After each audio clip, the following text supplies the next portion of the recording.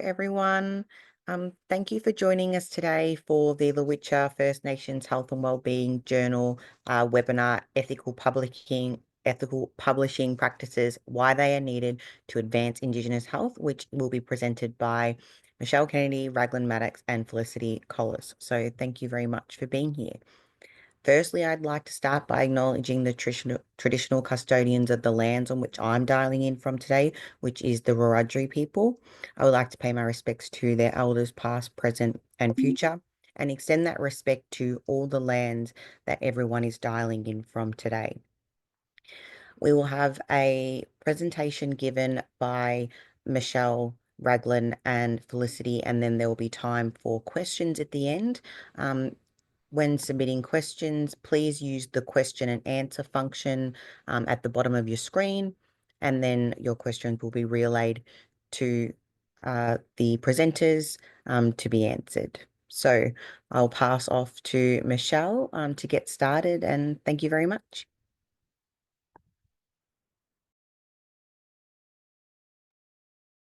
Thank you so much. Just making sure my screen's on and we have all of the setup correct. Thank you so much for the invitation to present today and open some dialogue around ethical publishing practices. I want to acknowledge that we're connecting from the unceded lands, skies and waterways of Worimi and Awabakal country. And I want to pay respects to our elders past and present who have continued connection and caretaking of these sacred lands since time immemorial. And I also want to extend that acknowledgement to all the unceded lands that people are connecting from and acknowledge that this always was and always will be Aboriginal and Torres Strait Islander land.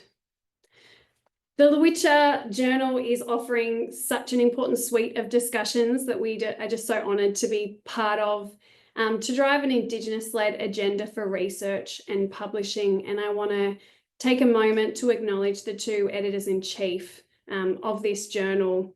This journal is the epitome of ethical publishing practices, and I want to acknowledge the tireless work of Indigenous peoples from across the seas who continue to do the hard work every day to make the systems of knowledge production safer for us all and for our future generations. And the final acknowledgement that I want to make is to Satonia and Tanya, who presented a previous webinar on how to strengthen research involving Indigenous peoples, the Consider Statement. And we hope that today's conversations really complement that webinar and extend on those yarns and learnings. So if you haven't already watched that webinar, I encourage you to do so as we've carefully constructed the conversations today in the time that we have available to avoid duplication of what has already been presented and hopefully sort of value add to those discussions. So before we jump into the ever-inspiring yarns of how the colony oppresses Indigenous people and knowledges, I want to add an important disclaimer to the content that we will cover. Firstly, that our discussions come specifically from our positionality and lived experiences. We do not speak to or for any Indigenous peoples or communities. We will not speak to all the complexities of ethical publishing practice in Indigenous contexts, but we will do our best to offer some foundations to this. We will also not provide an exhaustive checklist for researchers or journal editorial boards. Ethical publishing is not a tick box exercise. And we also won't be able to cover all the nuances of ethical publishing across different disciplines of knowledges and practices, Indigenous communities, or the diversity of interdisciplinary research teams. But I do promise that we will have some important yarns. And we hope that this webinar will invigorate discussions that you can take back and apply to your own work and your own context. Whether you are a researcher or whether you contribute to a journal through peer review or on an editorial board, or if you're an Aboriginal community member, we hope that we can speak to the range of experiences and perspectives on this discussion. So the webinar topic of what is ethical publishing and why they needed to advance Indigenous health. To answer this, we must consider that publishing and the place that publishing has, particularly in peer-reviewed journals, and including the impact that it can have on the lives of Indigenous peoples. But very importantly, I'm not doing this alone, and I'm joined by two incredible Indigenous academics. And so in line with our cultural protocols, we will just take a few moments to position ourselves proper ways. So I'm Michelle Kennedy. I'm a Wiradjuri woman. I have connections along this beautiful Cudgegong River that you can see pictured here.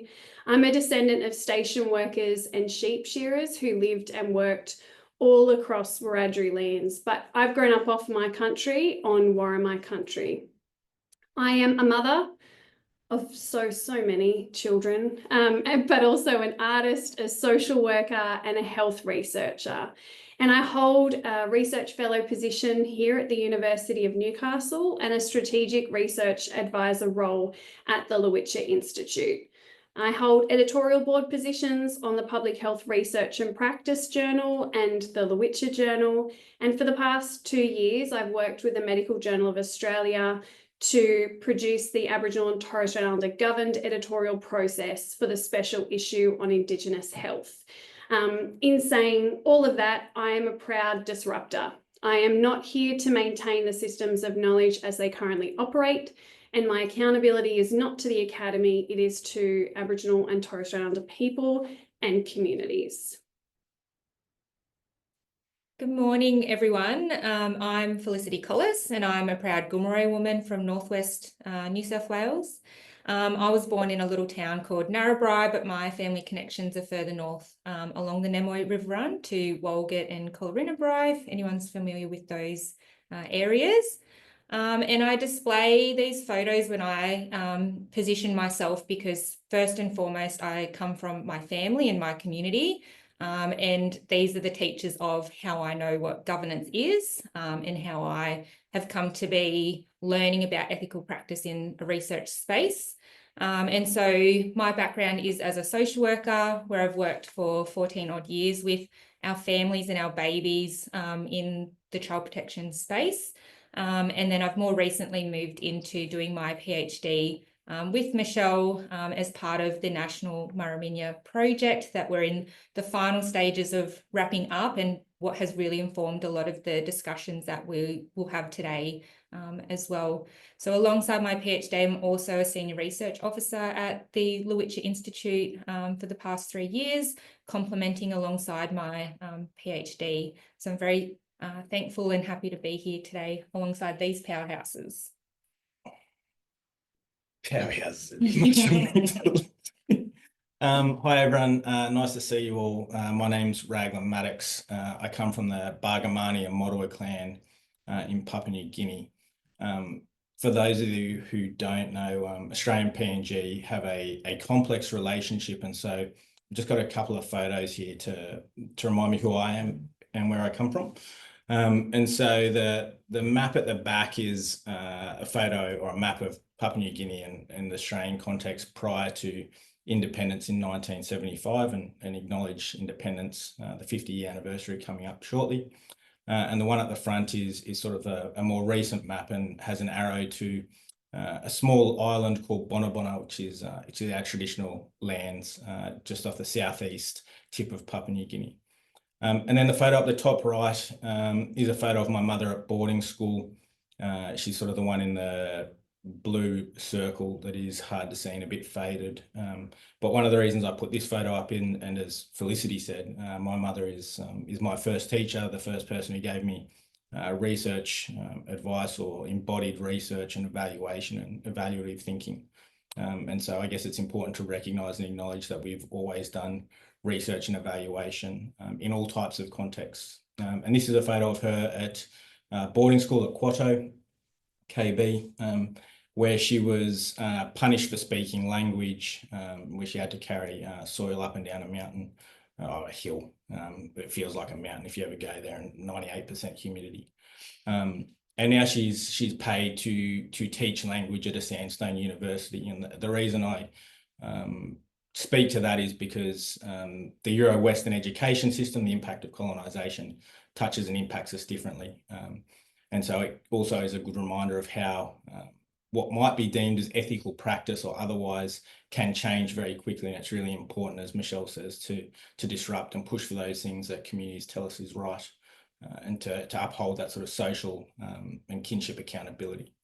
And then the bottom one's just really a postcard where my sister renewed her vows probably 10 years ago now. So if you ever want to get up to PNG and enjoy some snorkeling and scuba diving, I'd recommend visiting there. So that's a little bit about who I am and where I come from. The reason I say that is that it shapes everything I do, everything I know, everything I come to know. The research questions that we sort of respond to, or the research questions that we might hear from communities. And it's really about acknowledging the ways we come to know things. And so this slide sort of highlights that ethical practice in Indigenous contexts is not just about publication processes. It's about the conceptualization of research. It's about understanding or even considering what type of research or evaluation we're considering undertaking.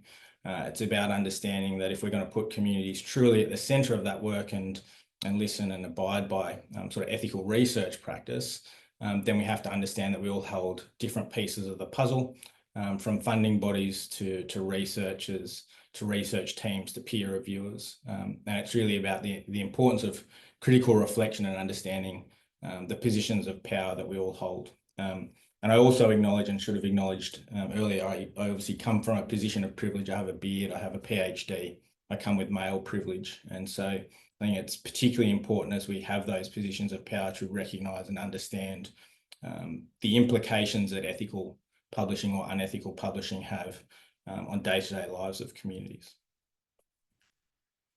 Do you want to go to the next slide? This is my slide. So we're going to have this as a bit of a to and fro. So if we jump in and yarn with each other's slides, that's the point. No one's being rude.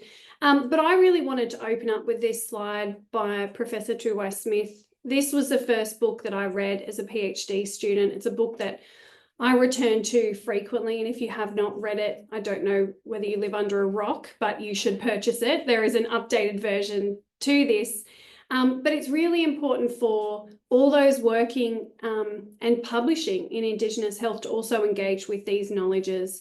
And we also need to think about and acknowledge the relationship that research has had with Indigenous people, and that this has not been neutral, that it has been extractive, it has been exploitative, and it's been unethical.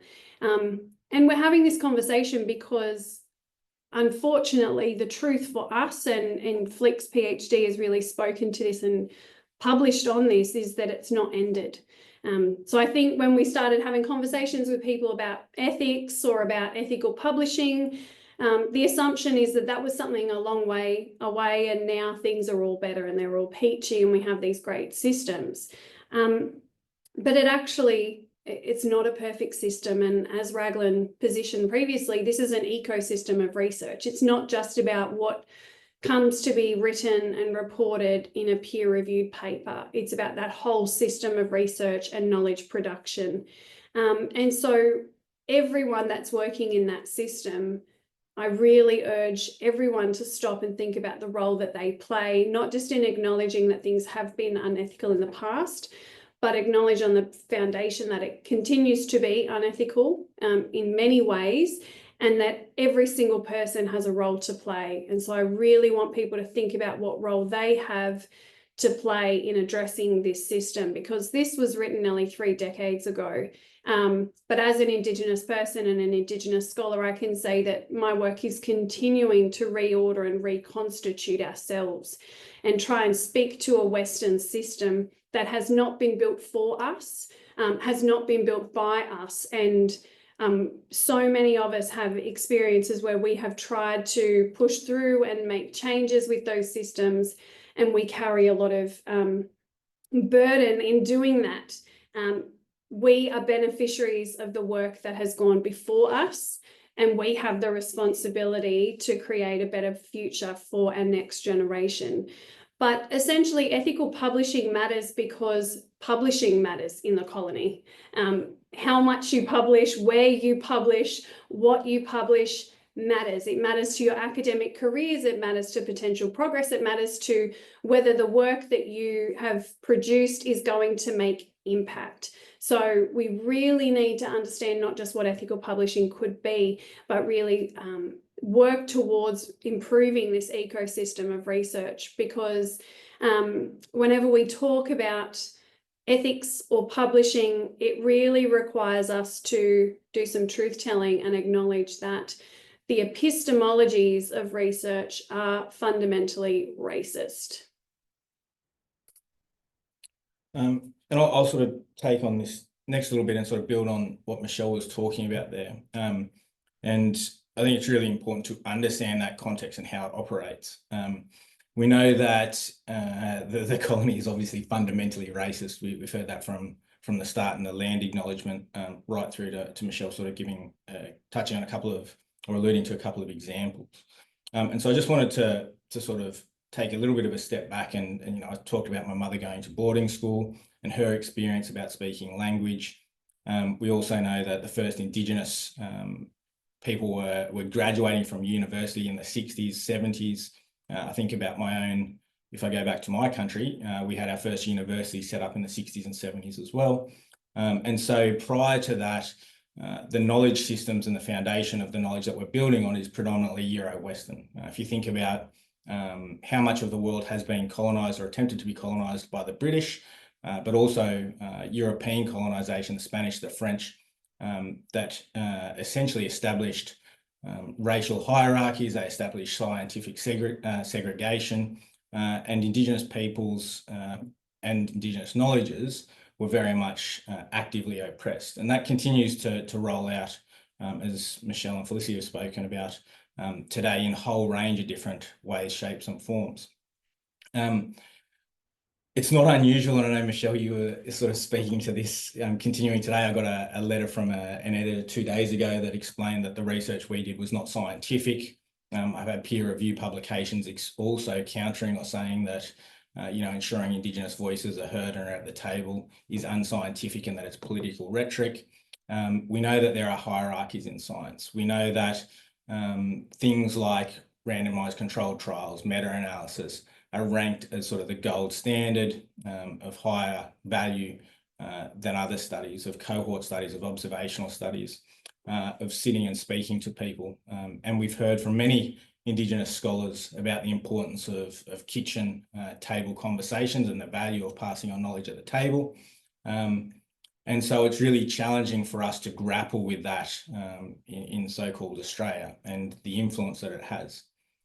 We also know, and you know, one of the things I was taught throughout my Euro-Western education is that, you know, science is objective, devoid of context, devoid of the, you know, colonial history I just spoke about around colonisation, the oppression of Indigenous peoples, the fact that Indigenous peoples' voices haven't been heard in academic literature and have been spoken about, not from.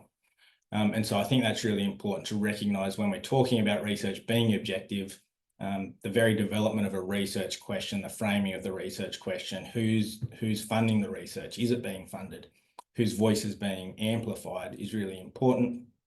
I spoke about meta-analyses, and then I think one of the really neat things that we see, and I'm very privileged to work in Indigenous health, we get to see research come out in different ways, shapes, forms, different life experiences. And so I wanted to just flag the work of Vernon Arkey and his piece on Oz racism. Hopefully you'll be able to click on the slide and it'll take you to that.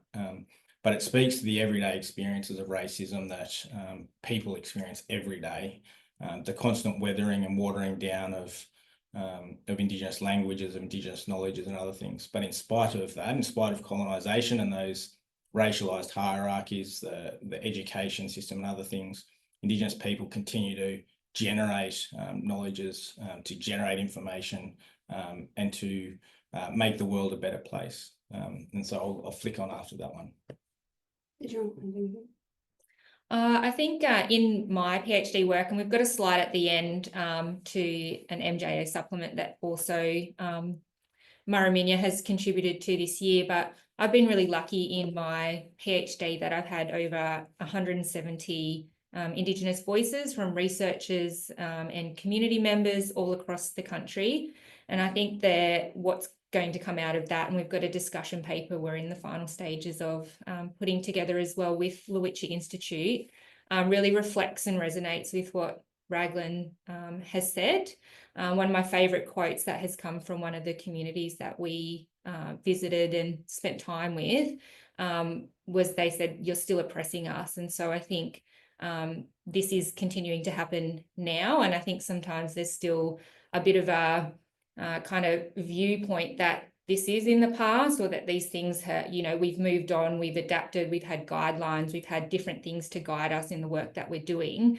But is that actually working from the perspective of Aboriginal and Torres Strait Islander people in our communities, who should be the beneficiaries of that research? And so our survival always matters. So we will continue to be accountable, and we will continue to work around these systems, but that adds burden and that continues to add harm. And so that's why these conversations, I think, are really important, and we'll continue to bring this work to highlight to everybody, because it's our survivorship too, as we sit here as Indigenous people, but the communities that we're accountable to, our families that we're accountable to. That same community also said, the government already knows all these things, but they're not progressing. You know, our lives aren't changing. And the other thing that same community said was, and it's in your paper, is that the person who came and extracted their knowledges, they got the better job, they got the car, they got the house, they got the Land Rover. But what have we got for it? And so we've had such a privileged position to hear these stories directly from communities about what research is doing, and also, which we'll speak to in a little bit, the disconnect between what the community stories are of research and what the peer review papers say about research, which we'll touch on in a little bit. But sort of drawing on what you were saying, Raglan, I always use this, like anyone who's ever seen me present will see this slide, because this is in the Royal Society of London. This is an example of what research has been and how research was introduced to our country. So in this study, using Western sciences and knowledge production, which, you know, aren't racist apparently, they dug up our remains, which disrupted cultural practice, and they compared visually by the eye that we were more like a chimpanzee than a European. And so published, and I use this because this is the perfect example, that published peer-reviewed literature further justified terra nullius of our lands. It justified control over our lives because we were subhuman. And research at this time also, just the whole aim of it was to record us because we were meant to die out. So the research system never wanted to involve our knowledges. They never saw us as having knowledges, even though they have documents of our trading routes and our infrastructure and our sciences. They had those. They chose not to use those. And I think that's really important in any research that we use, scientific research that we use. We select the evidence that we're using to draw on and do our new studies. And so the evidence that people are using or not using, and I know, Raglan, we had this yarn today about, you know, people publishing or you know, us peer reviewing as Indigenous people, publishing work in Indigenous health, but not citing any Indigenous peoples, not citing any Indigenous literature, but wanting to say something about what needs to happen for our health and well-being. So these things really matter, and you'll see very soon that we're watching you. We're taking note. We're watching this space because, you know, as blackfellas, as you said, Flick, like, this is our survival. We can't rest, and we can't be complicit in the way the system is currently operating. Yeah, and it sort of perpetuates those challenges that you're speaking about, Michelle. I'll also encourage people to check out the Blackfella test if you haven't. It's like a super accessible but very valuable blog, I guess, that has a number of points to try and check yourself. And I have to remind myself when I talk about the critical reflection, when I introduce myself, who I am and where I come from, the fact that I'm living and working off country, the fact that I bring these different prejudice and bias, I have to constantly be reminding myself, like, whose voice am I privileging, or whose voice am I oppressing? Like, we can't, as Dr. Rhys-Jones speaks about, we can't pick and choose our oppressor. And so I did want to talk a little bit about scientific segregation. I mentioned before about in Papua New Guinea, anyway, our first universities. I talk about in Australia, the first Aboriginal and Torres Strait Islander scholars, university graduates, and obviously there's amazing graduates coming through, and amazing professors, amazing elders, knowledge keepers, scholars. And so it's really important to make sure that we recognise and privilege the knowledges that have, kept and governed this country for over 65,000 years. I think that's a really important point. And I wanted to, and I know some Wantoka online today, and I really wanted to acknowledge and give them a shout out, and a shout out to the matriarch that have looked after me and my family for so long, because it is also, we obviously, he is the only dude on this panel. That's why you're here. Yeah, that's what invited you. Yeah, like our women's stories aren't necessarily there as well. So when I look at the evidence base coming out of Papua New Guinea, people like Dame Meg Taylor and others are really important. And so how do we uphold the information and knowledges that they've shared with us, or given us the privilege to listen to? And also, how do we make or leave the world in a better place for those that will come after us, or 7 generations time, or whatever it might be, whatever the local protocol or teachings are that have stood the test of time. Because there are Euro-Western systems that essentially uphold or maintain those gate systems. And so I want us to think about and critique. I know, Michelle, you spoke about not having a checklist, but at every sort of step of the way when we're talking about ontology or epistemological or axiology or whatever it might be, or those methodological impositions, where do they come from? Why are we using them? What are the biases about them? I sometimes think about, the RCT was something, or the randomized controlled trial was something that I was always told, this is the gold standard. But if we go into a community and we say, okay, we're going to provide, and generally the area of research I do is around commercial tobacco and nicotine use. And we say, we're going to provide, every third person or whatever it might be, cessation support, and everyone else will just, we won't worry about it. There are ethical implications. And so I just want us to question and to really critique and think strategically about whose knowledge is being privileged, why are we using that knowledge, and why are we using that method, because it won't always be the best approach, it won't be the best fit. So just thinking about objectivity and subjectivity again, and really challenging that scientific segregation that has built on, hundreds of years of colonisation and racial segregation. And we continue to experience that, whether it's in our peer-reviewed papers, whether it's in someone scoring and rating our grant applications. RCT's the perfect example of that for our work. But also, usually for us, we have this thing of conflict of interest, and us as Indigenous people, there isn't a massive cohort of Indigenous people working in Aboriginal and Torres Strait Islander health. We have an incredible pool of experts. We collaborate as much as possible because that's our way of doing work, which puts us, and I know I've experienced this working at Peak Body at Lowitja Institute, but also being an academic, I now have conflicts of interest with so many Indigenous scholars that they can't peer review my work, or they can't assess my grant application. So what I have is these wonderful experts that are non-Indigenous who are trained in their sciences and uphold this beautiful scientific segregation. And so I wanted to show some examples, because I know that we talk a lot about racist peer review, but as Indigenous peoples, we experience something like this every week, whether it's in our institution, whether it's, trying to publish our work.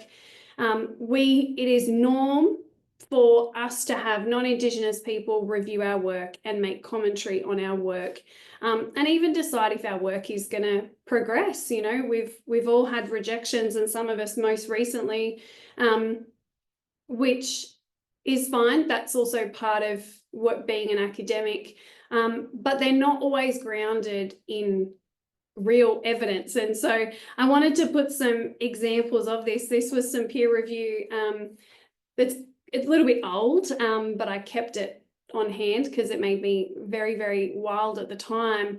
And so in these series of publications, I was told point blank, not by just the peer reviewer, but also the editor in the journal, that I really spoke about colonisation a lot.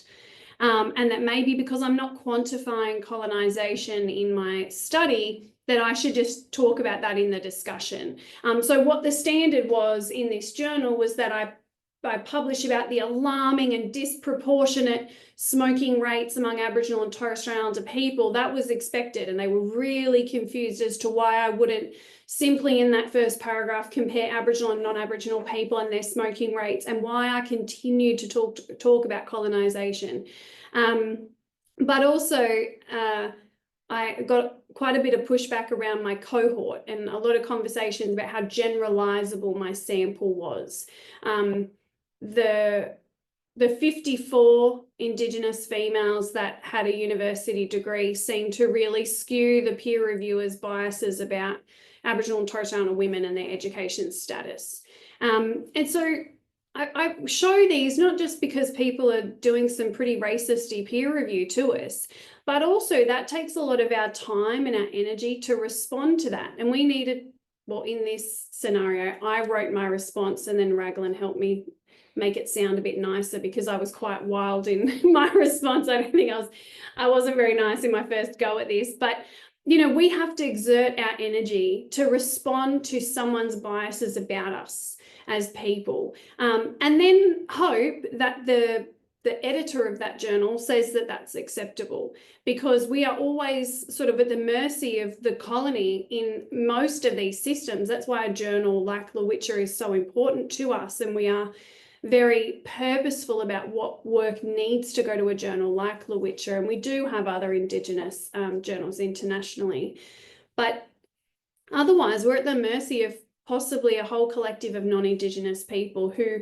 do have the power to just say no and not publish our work, which, you know, as Flick said, we have this accountability to our people and to our community, so that we don't want to go and do the work and not have it published in the right way, or to say the right thing. So this experience, the other thing that came up in this experience was a lot of pushback around the norms and me looking at smoking rates and comparing it to education.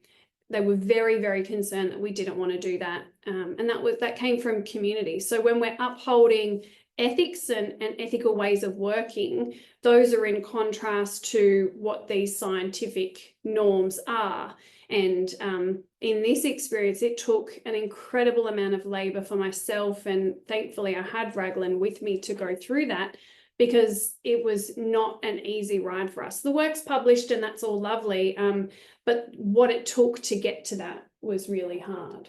Yeah, it's interesting listening to you reflect on that, because obviously my experience is like slightly different, but also like super problematic. And so I guess one of the questions I had in that process is like, whose ethics are we talking about? Because obviously that in that situation we had Aboriginal and Torres Strait Islander governance guiding the data analysis plan, the analysis, the interpretation, and then you get peer review. And I think it's actually a good teaching. That's why I just wanted to touch on it. Sorry for the you suppress this stuff all the time, mate. So sorry to bring that one up, but like it is a challenge to push back in itself. I know a lot of people at the centre I work at, like it's almost, there's a couple of things. There's one is, I think, learning that we can say no, like this is fundamentally racist. And then obviously we want to tell people like, please leave us alone in short, and just let us do the work. But then also like, how do we make sure that those stories, that evidence is shared in a good way, without being, without burning out, like with making sure we do it in a good way, and that we have self-care and we uphold the health and well-being of ourselves and communities. So I think, you know, just being aware that sometimes we can push back on peer review. You know, I was always taught like, oh, you just address the comments and it'll be a better paper. We're all trying to make it a better paper. But if we keep doing the same things and expect something to change, we have to really critique that. And that's why I asked you to, you know, keep self-reflecting on that and think about what prejudice or bias we continue to uphold ourselves. Because it's not always a better paper. It's just another day in the colony, you know, when it's just upholding their standards of how they want us to report about our health and well-being. And so that's sort of that fundamental challenge for us. But you heard a lot of Indigenous researchers speak about this too. Yeah, so the interviews that I did with Indigenous researchers across the country, I think there's two things that are kind of standing out for me that came from that work as well, around, again, back to our survivorship, but that we're always working double time as Indigenous academics, triple time, to continually challenge the colony and push back on that, which is what I'm hearing from you. And I think it's interesting that you also we're leaning on Raglan for a couple of reasons, but I think the collective strength that we have as Indigenous academics, but also I'm thinking about like how we as Indigenous women have to portray ourselves and carry ourselves too. So I think underlying that is some of that. Yeah, that's a good one. For us as women. And so we're constantly being tone policed by the world. And so don't want to be the angry Black woman. So how do we, that's a harm. How do we continue to mediate some of that stuff in trying to also have a space for our knowledges to belong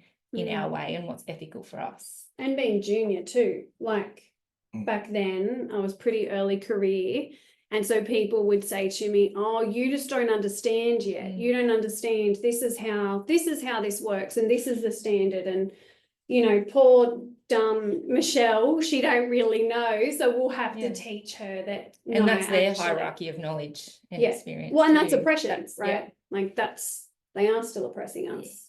Yeah, that's the context though, right? Like is there's multiple, like you make it sound like when we were junior. Like, we had a meeting like that yesterday. Like, oh, well, yeah. Like, now I know. Now I can stand in my power. But back then it was this, no, Michelle, you don't understand. If you want to publish in this journal and this has this impact factor and these are the standards that you have to meet if you want to be able to play with us kind of thing, you know, whereas now people say that and there's a few more letters in my name and there's a few more ticks on my CV that people do respond differently, I guess, to back then. Yeah, sorry. And the reason I say that though is not just to minimize it, but just to say that we work in complex environments where those racialized, gendered, ageist, all the isms are constant. And so depending on the context, there are pros and cons to things. So I just, as you were talking about being a woman, I was thinking, I was at an airport recently and an Indigenous woman said to me, actually, Raglan, you shouldn't speak now, like, because it doesn't matter what you say, they're going to think you're being aggressive. I'll have this conversation. So I think at different times, it's like, we just got to be conscious of that and conscious of the energy it consumes and make sure that hopefully we have a really useful, supportive network around us. And that's sort of where that relationships come in. So, you know, I know if I get racist peer review, sometimes I'm like, hey, do you want to address this one for me? Because like I've had enough of the racism today. Yeah. But I think what stays true in all of that, in the way that we all position ourselves, is actually our values and our ethics are not unchanged in all of that. It's actually how we continue to operate and for us manipulate that system for our benefit and our community's benefit. Yeah, or at least minimize harm. Yeah. Because sometimes there is no benefit. It's just about surviving the next. Cool. This one looks like me. I had the pleasure and privilege of spending a little bit of time on Turtle Island. For those of you who didn't know, I know sometimes I get a bit of grief from people talking about it, but I thought this was a really horrible but interesting case study. I had the privilege of working with Dr. Janet Smiley, and we had a press release, and we released the same bit of information to a whole heap of media, and the next day in the paper or CBC, we had from the same conversation, we had two completely different stories. So we had on my left, I'm not sure if it's on your left or not, but new report finds critical gaps in data about Toronto's urban Indigenous community. And then on the right-hand side, we've got Indigenous people in Toronto are far more likely to be homeless, unemployed and hungry. And then we have a beautiful photo of an Indigenous person on the front page with that sort of headline. And so I think while I get us to sort of reflect and critique every process that we go through, including like what research question we have, how we report it, how we contextualize it, then it goes out into the world, into that colonial structure that is fundamentally racist and built on racism, on stolen land, and it puts its own spin on things anyway. And so I just want us to be really conscious of that, because as it goes out into the ether and is in this situation, just a perfect example of someone changing and writing a narrative that fits their racial stereotypes and continues to build on those sort of racial hierarchies. So I guess, and I know I'm watching time, and you can tell that this is such a big yarn to try and consolidate. We did have slides and we did have a lot to cover, which we might need to skip through some of it to leave some time for Q&A. But I did want to just highlight a bit of a proud moment for me in the work that I've done. We've just spoken about how the colony operates and how oppressive some of these places can be. And last year, the editor-in-chief of the Medical Journal of Australia published this editor's choice in our special issue that we worked really closely with them to produce. And in this, she says that scholarly publishing sits at the core of issues of power, privilege, and the production of knowledge in health and medicine, and that Australia's National Medical Journal, the MJA, plays an important role in not only knowledge dissemination, but also defining, legitimising, and validating what types of knowledge matter in health and medical research, practice, and policy.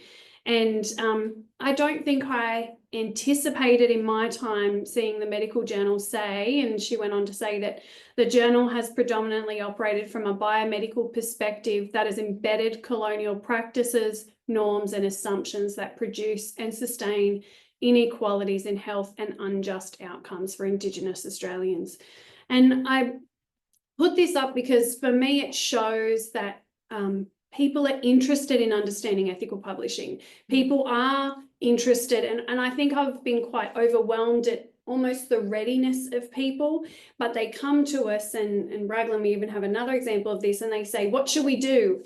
And this sort of partnership with MJA was that. They said, oh, what should we do? The previous editor-in-chief had said they were going to have an Aboriginal advisory, which I'm not sure which people said, you know what I'd love to do? I'd love to be an advisory body. They said no blackfella ever. But they said, what should we do? And my response to her and our previous CEO of the Lowitja Institute, Janine Mohammed, said, well, we don't even know how you operate. So how can you tell us to come with the solutions? We need to see how your journal operates. And so if you let us in, you give up some of your power and your privilege, then we'll show you what you need to change. And that's what happened in that issue. As we worked through each thing, we were able to highlight, well, these are the other ways that you can work. And so that's why when we started this, we said, look, I'm sorry, we're not going to have a checklist for you, because it's not, because everyone is set up differently. You could have a journal set up with, not one Indigenous person on that editorial board, and you could have another journal that has a collective of Indigenous people. So that's why we need to have this as more of a reflective process for people to actually do a bit of an audit on their systems and say, what have we got, what are we doing, and what is it that we need to work on if we're going to uphold and we're going to acknowledge the power and the privilege that we have had and the impact or lack thereof for Indigenous peoples. I won't spend a lot of time on this. I do like people to see that I wrote this paper because unfunded for funsies, I read 2,150 papers, but essentially, all I heard was people saying, oh, we have the best intentions for Aboriginal and Torres Strait Islander people. There's all these people working in Aboriginal and Torres Strait Islander health research. There's all this money being invested into Aboriginal and Torres Strait Islander health research. And this just shows how much of a Doris I am. I literally read every single publication in Aboriginal and Torres Strait Islander health since the establishment of Closing the Gap. And this paper is lovely and I'm proud of it, but it actually isn't the paper that I wanted to do. And that's because there isn't ethical publishing practices. I wanted to look at how much of that research was with us and how much of that research was just measuring and counting our black bodies. How much of it is moving away from that extractive and exploitative and unethical practice, and how much of it was about driving solutions. I also want to know who was doing the research, how many black fellows are involved, how are our communities involved, how is ethics being upheld?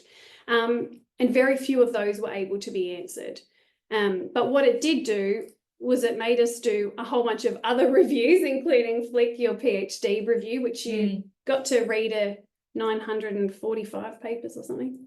Yes, so I was a bit naive as a baby researcher for that one, as my first paper out.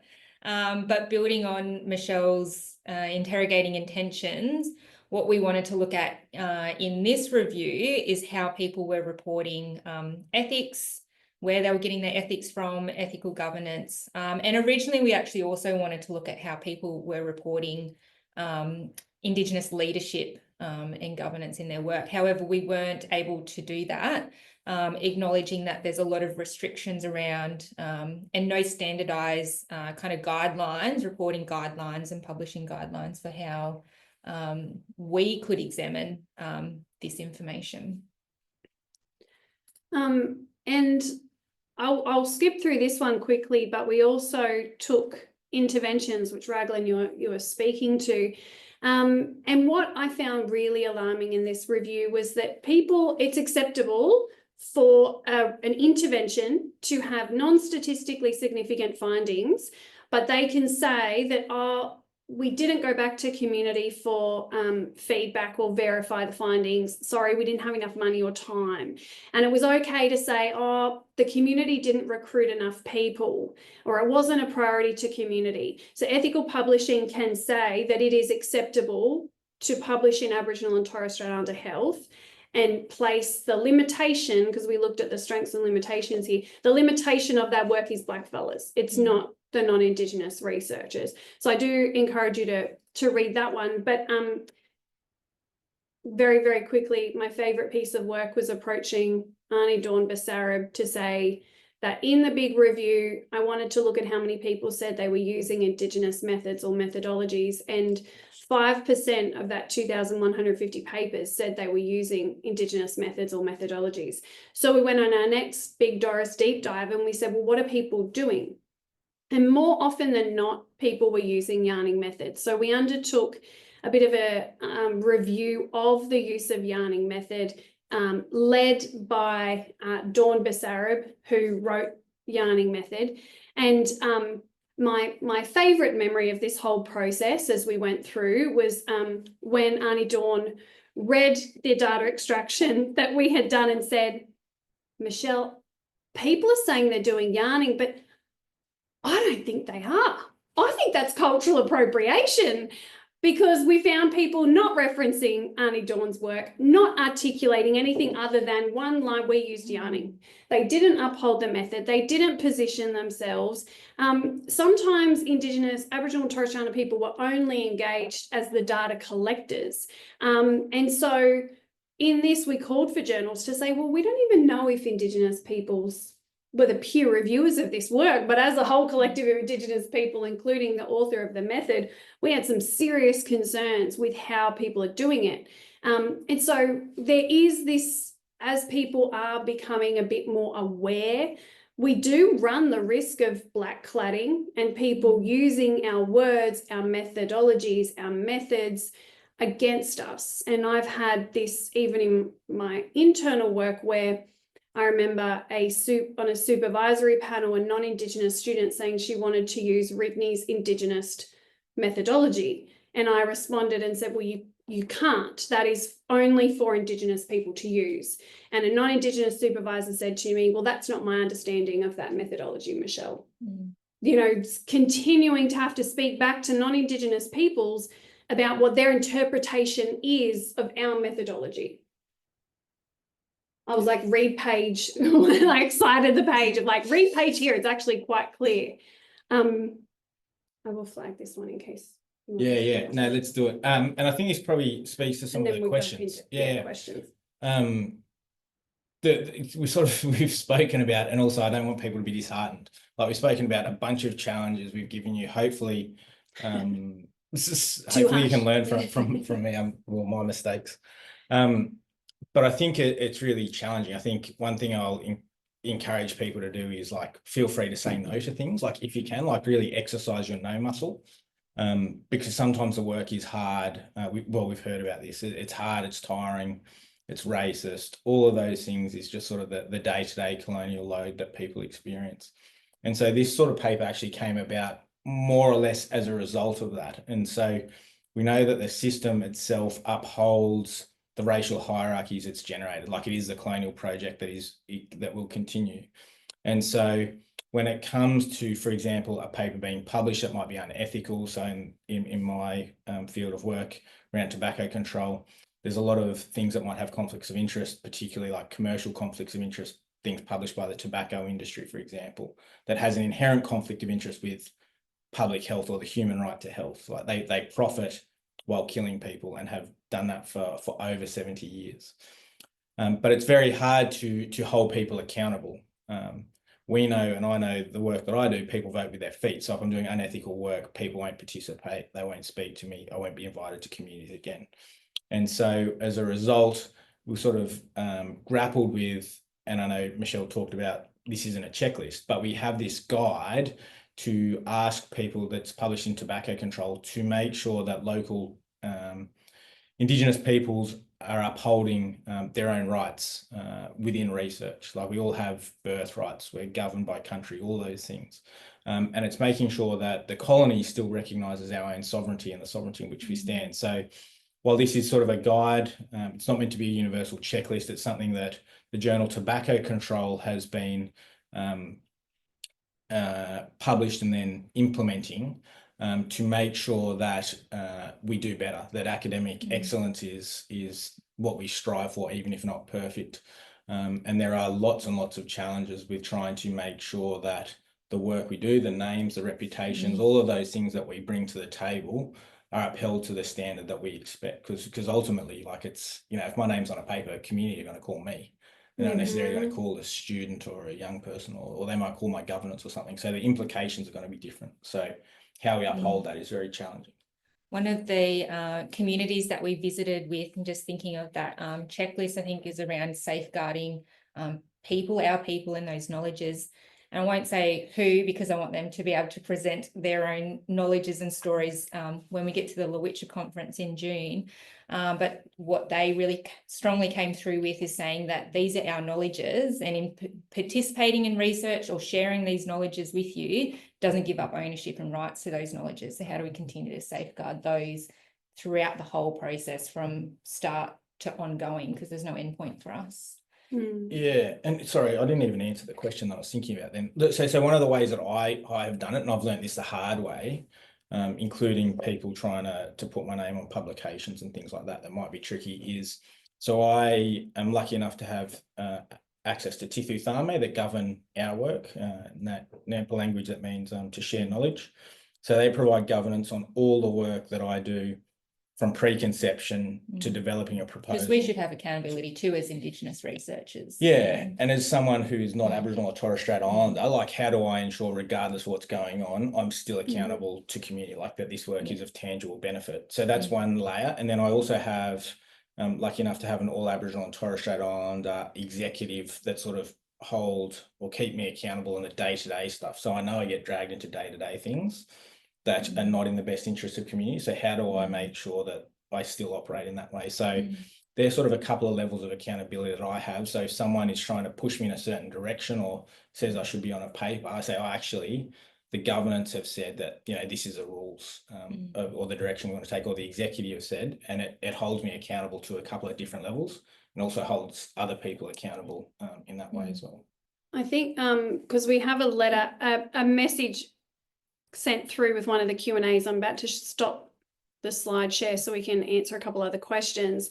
But in this, we had someone speak to being named as an author on a publication that they didn't approve. And so I guess in that, I've experienced similar things. I mean, the colony operates in a wonderful way, and especially if you're an Aboriginal or Torres Strait Islander person, people like to put your name on things without consent often.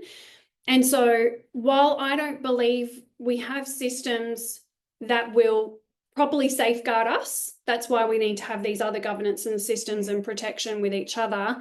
I do believe strongly in reporting and recording the ways in which the colony are operating. So I have been through several of those, particularly in the past couple of years.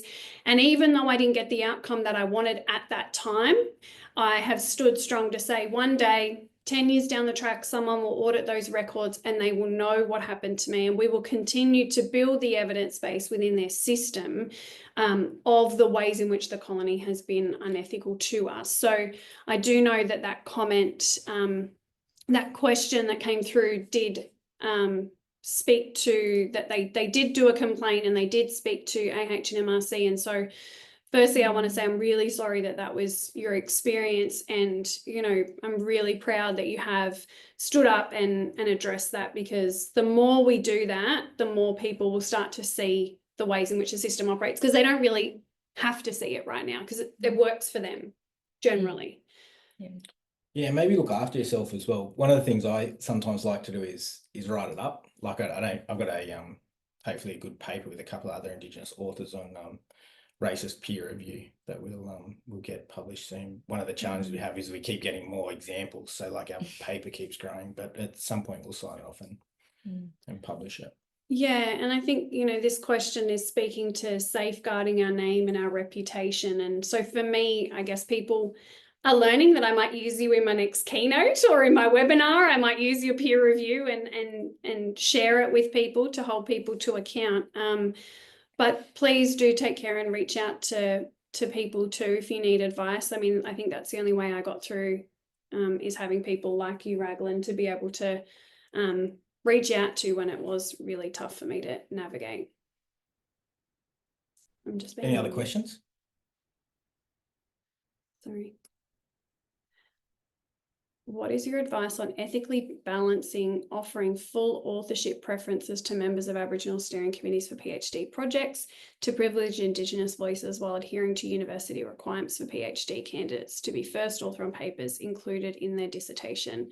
What is the ideal acknowledgement of Aboriginal governance for PhD projects? Well, Felicity, do you want to answer that? Because you got tons of governance for yours.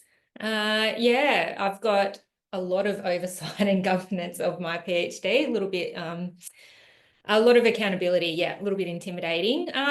I am very lucky that I have Michelle who's willing to resist and push back on the colony. So there's been a few different ways that I've reported the governance and the work that we've done across the different parts of my PhD. But I always want to stay true to what's best for the communities and for the voices. So we're publishing, very lucky to be able to, but publishing a discussion paper with Lowitja Institute. So I'm not sure how the colony is going to like that one of my PhD papers is actually not authored by me. It's authored by the communities. And I feel like and we are just presenting those knowledges and those stories.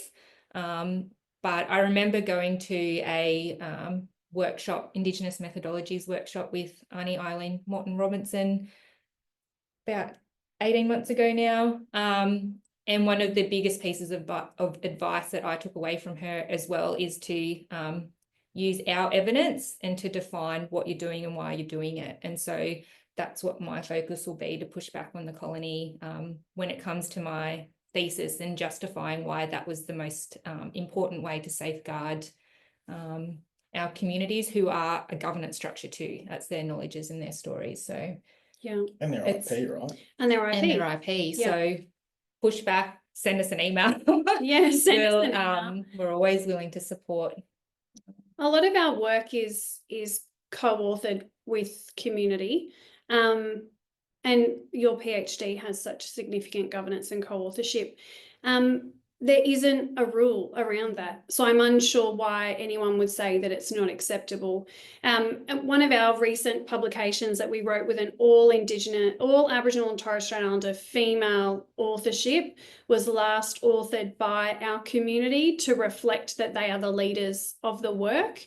There is plenty of ways that you can recognise community leadership and authorship that do sort of push some of the expected norms. And so I guess, yeah, probably my best bit of advice is drop me an email and I can speak to maybe the nuances with you, or jump on a Zoom call, because we're always happy to support mob, particularly those that are doing a PhD, to be able to stand in their sovereignty and in their knowledges, because our knowledges matter, and doing our work the right way from the start is really, really important. And if we don't have the solutions, we can hopefully connect you with people that might be able to help guide that work. So yeah, yeah. and there'll be precedent set in other Mhm. places. Like I think, you know, I'm lucky enough to work with Professor Ray Lovett and Lisa Wapp and others, and you know, they're PhDs with plenty of publications on, you know, Indigenous governance that uphold that. So don't let anyone tell you what's the norm. I think that's kind of our takeaway, right? Like this Yeah. is the colony, this is how it operates. Don't let anyone tell you how our knowledges can be operationalized in the colony. That's for us to be doing. Local context is critical. That's Mhm. the other key. Yeah. Yeah. I do note that we're over time, so I do want to just check back in. Sorry. No, that's completely fine. Thank you so much, Michelle, Raglan, and Felicity, for this amazing discussion and yarn. So much of what you said has resonated with me as an early career researcher, and I'm starting my PhD this year, so you will probably hear from me while I go through that journey. It's clear that there's still so much work to be done, but I'm so glad and appreciative that we have amazing mob like you out there, you know, passing on those messages and, you know, challenging the systems and the racial hierarchies. So thank you so much for taking your time today to share all your knowledge with us and advice. And I'm sure everyone else will share that sentiment as well. It was amazing. So thank you. Thank you. Thanks, Thank Alex. you. Have a great day, everyone. See ya. Bye. Bye.